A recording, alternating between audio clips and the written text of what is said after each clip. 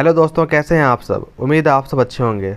दोस्तों, हमने child development and pedagogy में काफ़ी सारे महत्वपूर्ण चैप्टर को पहले ही कर लिया है, जिनमें से हमने कुछ महत्वपूर्ण वैज्ञानिकों के बारे में पहले देखा है। दोस्तों, आज हम वाइगोस्की के बारे में देखेंगे। वाइगोस्की का सामाजिक सांस्कृतिक सिद्धांत। दोस्तों, वाइगोस्की ने सामाजिक सांस्कृतिक का सिद्धांत दिया था और कोलबर्ग ने किसका दिया था? कोलबर्ग ने हमारा नैतिक सिद्धांत दिया था। नैतिकता का सिद्धांत हमारा कोलबर्ग साहब ने दिया था और वाइगोस्की ने सामाजिक संस्कृति का सिद्धांत दिया है। लेव वाइगोस्की एक दूसरी वैज्ञानिक थे जिन्होंने सामाजिक सांस्कृतिक सिद्धांत का प्रतिपादन किया है।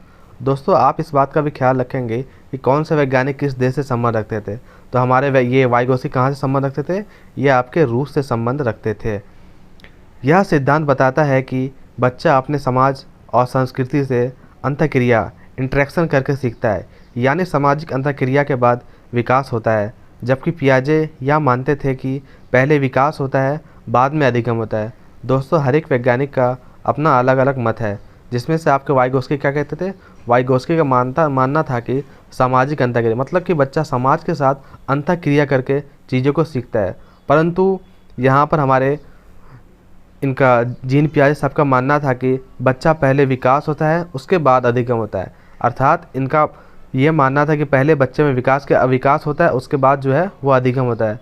और वाइगोस्की क्या मानना था? इनका मानना था कि बच्चा जो है समाज के साथ अंतःक्रिया करके इंटरेक्शन करके चीज़ों को सीखता है और आगे बढ़ता है। वाइगोस्की के दो महत्वपूर्ण सिद्धांत। दोस्तों, वाइगोस्की ने दो महत्वपूर्ण सिद्धांत दिए हैं, जिसमें से पहला है ZPG, जिसे हम जॉन ऑफ प्रॉक्सिमल डेवलपमेंट के नाम से जानते हैं। इसे हिंदी में समीपस्थ विकास का क्षेत्र भी कहा जाता है। वास्तविक विकास के स्तर तथा संभावित विकास के स्तर के बीच के अंतर को समीपस्थ विकास का क्षेत्र कहा जाता है। उसके बाद आता है स्कैफोल्डिंग। दोस्तों, स्कैफोल्डिंग एग्जाम में आपका हमेशा सही होता है। इससे अगर ऑप्शन में आपको देखने को मिल जाए तो ज़्यादा तो उम्मीद रहेगा स्कैफोल्डिंग मतलब पाड़ या ढांचा वाला ऑप्शन आपका सही होगा। वयस्कों द्वारा दी जाने वाली टेम्पररी हेल्प या गाइडेंस को स्कैफोल्डिंग पाड़ या ढांचा कहते हैं। दोस्तों, आपने छोटे बच्चे को देखा होगा, अगर आप उसे हाथ के सहारे या फिर खड़ा करके धीरे धीरे चलने की कोशिश करते हैं या अर्थात उसे आप सहारा देते हैं तो वो चीज़ों को जल्दी सीखता है। टेम्पररी हेल्प गाइडेंस को हम क्या कहते हैं? इसको हम स्कैफोल्डिंग पाड़ या ढांचा के नाम से जानते हैं। दोस्तों, अब हम देखते हैं इंटेलिजेंस के बारे में, जिसे हम बुद्धि कहते हैं। दोस्तों, बुद्धि से रिलेटेड क्वेश्चन आपके एग्जाम में पूछा जाता है। दोस्तों, बुद्धि इंसानी पार्ट का सबसे महत्वपूर्ण अंग है। दोस्तों, अगर बुद्धि के अभाव में कोई इंसान पागल या फिर दिमागी तौर पे अपाहिज कहलाता है। E.L. थॉर्नाइट ने 3 प्रकार की बुद्धि का उल्लेख किया है। दोस्तों, थॉर्नाइट साहब ने 3 प्रकार की बुद्धि का उल्लेख किया है, जो कि इस प्रकार है। सबसे पहला आता है हमारा सामाजिक बुद्धि, जिसे हम सोशल इंटेलिजेंस कहते हैं। दोस्तों, हर एक वैज्ञानिक का बुद्धि पर भी अपना अलग अलग मत है। अभी हम ये जो है थॉर्नाइट साहब के हिसाब से देख रहे हैं कि E.L. थॉर्नाइट ने किस प्रकार से बुद्धि के बारे में उल्लेख किया है। आइए देखते हैं। सामाजिक बुद्धि से तात्पर्य वैसी सामान्य मानसिक क्षमता से होती है जिसके सहारे व्यक्ति अन्य व्यक्तियों को अच्छी तरह से समझता है। ऐसे लोगों को सामाजिक संबंध काफ़ी अच्छा होता है तथा समाज में इनकी प्रतिष्ठा उच्च स्तर की होती है। इनमें सामाजिक कौशलता बहुत होती है। दोस्तों, आपने बहुत सारे लोगों को देखा होगा जो कि समाज में नेता की तरह प्रतिष्ठित होते हैं। अगर आपके गांव या शहर मोहल्ले में कोई भी प्रकार का कुछ होता है तो उन्हें क्या कहते हैं? इन व्यक्तियों को बुलाया जाता है। आप इन्हें सरपंच, गांव के सरपंच के नाम से भी जानते होंगे। दोस्तों, सरपंच आदमी का भी ऐसा ही नेचर होता है। वे क्या करते हैं? वे जो है सामाजिक टाइप के होते हैं। वे अपने समाज के बारे में सोचते हैं, उनमें कुशलता लाने की कोशिश करते हैं, तो उनके अंदर सामाजिक बुद्धि देखने को मिलती है। फिर आता है एब्स्ट्रैक्ट बुद्धि, जिसे आप अमूर्त बुद्धि के नाम से जानते हैं। अमूर्त बुद्धि विषयों के बारे में चिंतन करने की क्षमता को ही अमूर्त बुद्धि कहा जाता है। ऐसे बुद्धि में व्यक्ति शब्द, प्रतीक तथा अन्य अमूर्त चीज़ों के सहारे अच्छा चिंतन कर लेता है। इस ढंग की क्षमता दार्शनिक, कलाकारों, कहानीकारों आदि में अधिक होती है। दोस्तों, आपने इनका नाम सुना होगा, लियोनार्डो दा विंसी। वे क्या करते थे? वे एक कलाकार थे। वे ऐसी चित्रकारी करते थे जिनके अंदर बहुत सारी बातें रहस्य छुपी होती थी। उसी प्रकार से कहानीकार भी एक से एक कहानी लिखते हैं जिनके अंदर कितनी प्रकार सारांश छुपी होती है। ये क्या होते हैं? ये एब्स्ट्रैक्ट मतलब अमूर्त बुद्धि के, तेजस्वी बुद्धि के नेचर वाले होते हैं। दोस्तों, हम सभी ने मुंशी प्रेमचंद्र की कहानी पढ़ी है। वे क्या थे? एक कहानीकार थे। उनके द्वारा कहानी कई किताबों में लिखी गई है। आप सभी ने बचपन में हामिद की कहानी या फिर झूरी के दो बैल की कहानी ज़रूर सुना होगा। दोस्तों कहानीकारों के अंदर भी कौन सा बुद्धि देखने को मिलता है, उनके अंदर भी अमूर्त एब्स्ट्रैक्ट बुद्धि देखने को मिलता है। अब हम आते हैं मूर्त बुद्धि की तरफ। मूर्त बुद्धि से तात्पर्य वैसी मानसिक क्षमता से होता है जिसके सहारे व्यक्ति मूर्त, कॉन्क्रीट या ठोस वस्तुओं के महत्व को समझता है, उनके बारे में सोचता है तथा अपनी इच्छा एवं आवश्यकता अनुसार उनमें परिवर्तन लाकर उन्हें उपयोगी बनाता है। इसे व्यवहारिक बुद्धि भी कहा जाता है। दोस्तों अमूर्त के बाद हमारा क्या आता है, हमारा आया था कॉन्क्रीट, जिसे हम मूर्त बुद्धि के नाम से जानते हैं, जिसके सहारे क्या करता है व्यक्ति जो है मूर्त चीज़ों को, ठोस वस्तुओं के महत्व को समझता है और उनके बारे में सोचता है। बुद्धि निर्माण के सिद्धांत, एक कारक सिद्धांत जिसे हम वन फैक्टर थ्योरी के नाम से भी जानते हैं। इस सिद्धांत का प्रतिपादन जॉनसन बीने ने किया था। इस सिद्धांत के अनुसार बुद्धि केवल एक खंडात्मक होती है जिसकी मात्रा मनुष्यों में अलग अलग होती है। दोस्तों आपने अभी E.L. थॉर्नाइट के बारे में देखा, जिन्होंने बुद्धि के बारे में तीन तरह के तीर दिए थे, परंतु यहाँ पर जो जॉनसन बीने हैं इनका कहना है कि बुद्धि केवल एक खंडात्मक होती है, मतलब बुद्धि केवल एक प्रकार से होती है और सभी मनुष्य में क्या होता है, इसका प्रकार अलग अलग होता है। द्विकारक सिद्धांत, जिसे हम टू फैक्टर थ्योरी के नाम से जानते हैं, इस सिद्धांत का प्रतिपादन स्पीयरमैन ने किया था। इनके अनुसार बुद्धि में दो कारक हैं अथवा सभी प्रकार के मानसिक कार्यों में दो प्रकार के मानसिक योग्यताएं की आवश्यकता होती है। प्रथम सामान्य मानसिकता वाले, जिसे हम जी कारक नाम से जानते हैं, और दूसरा क्या है, दूसरा हम एस कारक वाले जानते हैं, जहाँ पे जी से हमारा अर्थ हो गया जनरल और एस से क्या हो गया स्पेसिफिक, मतलब कि समान से विशिष्ट की तरफ। सामान्य योग्यता सभी प्रकार के मानसिक कार्यों में पाई जाती है, जबकि विशिष्ट मानसिक योग्यता केवल विशिष्ट कार्यों से ही संबंधित होती है। प्रत्येक व्यक्ति में सामान्य योग्यता के अतिरिक्त कुछ विशिष्ट योग्यताएं भी पाई जाती हैं। दोस्तों इनका मानना था कि स्पीयरमैन का कि बुद्धि कितने प्रकार के होते हैं, बुद्धि दो तरह के होते हैं, एक जनरल होता है, एक स्पेसिफिक होता है, जिसमें से सभी मनुष्य में समान होते हैं, परंतु कुछ ऐसे मनुष्य होते हैं जिसमें कुछ विशिष्ट योग्यताएं हो जाती हैं। मतलब सामान तो सभी में होते हैं, परंतु कुछ विशिष्ट प्रकार की योग्यताएं भी उनमें शामिल होती हैं। परदर्शी सिद्धांत या थॉमसन का सिद्धांत। दोस्तों थॉमसन भी एक वैज्ञानिक है जिन्होंने बुद्धि के बारे में अपना अलग सिद्धांत दिया था। इस सिद्धांत का प्रतिपादन थॉमसन ने किया था। थॉमसन ने इस बात का तर्क दिया है कि व्यक्ति का बौद्धिक व्यवहार अनेक स्वतंत्र योग्यताओं पर निर्भर करता है, परंतु इन स्वतंत्रताओं योग्यताओं का क्षेत्र सीमित है। दोस्तों इनका क्या मानना था, इनका मानना था कि अनेक स्वतंत्र योग्यताओं पर बुद्धि का निर्माण निर्भर करता है, परंतु इनकी स्वतंत्र योग्यता क्या है, इनका एक क्षेत्र जो है ये लिमिट है, मतलब इसमें लिमिटेशन लगा हुआ है। समूह कारक सिद्धांत, ग्रुप फैक्टर थ्योरी, इस सिद्धांत का प्रतिपादन किसने किया था, इनका प्रतिपादन आपका थर्स्टन ने किया था। दोस्तों आप सभी वैज्ञानिक को याद कर लेंगे कि कौन सा वैज्ञानिक ने किस प्रकार की बुद्धि का सिद्धांत दिया है। फिर आते हैं हम गिलफर्ड की तरफ। गिलफर्ड का त्रिआयामी सिद्धांत, जेपी गिलफर्ड और उसके सहयोगी ने बुद्धि परीक्षण से संबंधित कई परीक्षणों का कारक विश्लेषण तकनीक का प्रयोग करते हुए मानव बुद्धि के विभिन्न तत्वों या कारकों को प्रकाश में लाने वाला प्रतिमान विकसित किया। इस सिद्धांत को त्रिआयामी सिद्धांत भी कहा जाता है।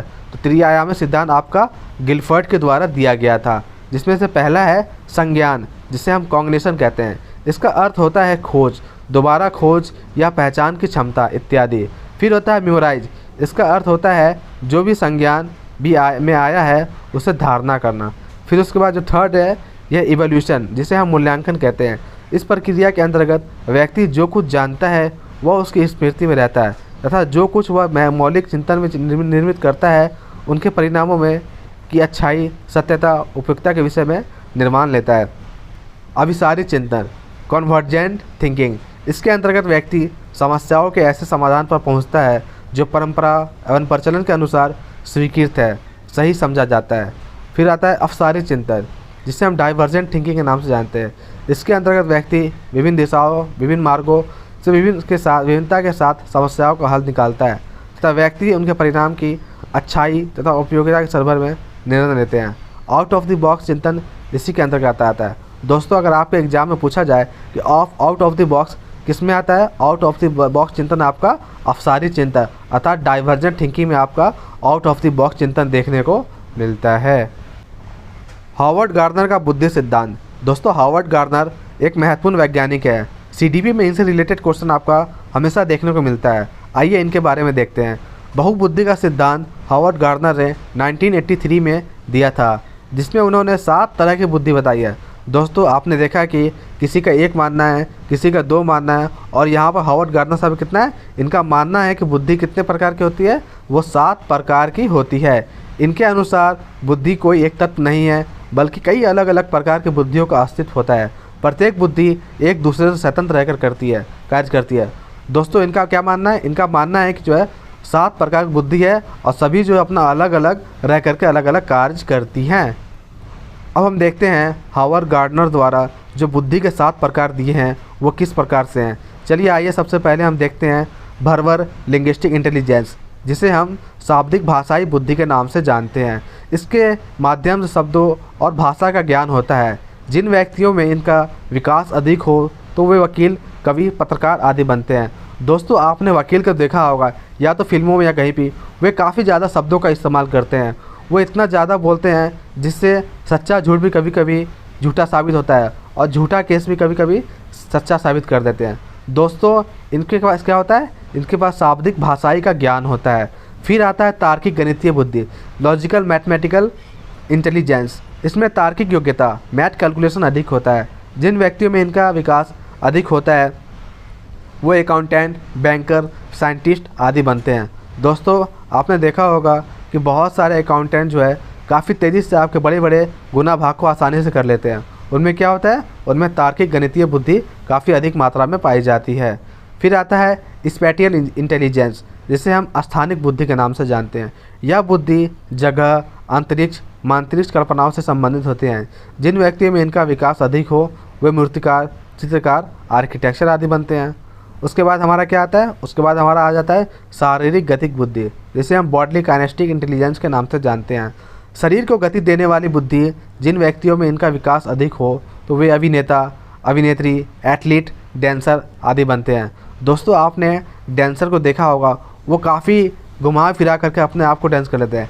एथलीट भी जो है अपने शरीर को काफ़ी हद तक मोड़ लेते हैं, जैसा कि हम आम इंसान नहीं कर पाते हैं। डांसर भी एक से एक मूव कर लेते हैं, अर्थात उनके अंदर क्या होता है, उनके अंदर शारीरिक गतिक बुद्धि की मात्रा अधिक होती है। उसके बाद आता है संज्ञानात्मक बुद्धि, जिसे हम म्यूजिकल इंटेलिजेंस के नाम से जानते हैं। इस बुद्धि के अंतर्गत संगीत की बुद्धि अधिक होती है। जिन व्यक्तियों में इनका विकास अधिक होता है वे सिंगर, इंटरटेनर आदि बनते हैं। दोस्तों इसका मतलब ये नहीं कि आप सिंगर या इंटरटेनर नहीं बन सकते हैं। अगर आपकी आवाज़ अच्छी है तो आप भी सिंगर बन सकते हैं, परंतु इनके अंदर क्या होता है, इनके अंदर इस चीज़ की संज्ञानात्मक बुद्धि काफ़ी ज़्यादा देखने को मिलती है। अर्थात ये क्या होते हैं, ये सिंगर बनते हैं या इंटरटेनर आदि बनते हैं। उसके बाद हमारा आ जाता है अंतर्वैयक्तिक बुद्धि, जिसे हम इंटरपर्सनल इंटेलिजेंस के नाम से जानते हैं। इसके द्वारा दूसरों व्यक्ति के साथ कैसे इंटरेक्ट किया जाए यह पता चलता है। जिन व्यक्तियों में इनका विकास अधिक होता है वे नेता, सामाजिक कार्यकर्ता अधिक बनते हैं। दोस्तों आपने नेता लोग को देखा है, अगर उन्हें वोट लेना होता है तो वह आपके इस तरह से मित्रता का प्रभाव छोड़ते हैं कि जैसे लगता है वो आपके कितने करीबी है, परंतु जैसे आप इलेक्शन ख़त्म होगा ऐसे गायब होंगे, पता भी नहीं चलेगा।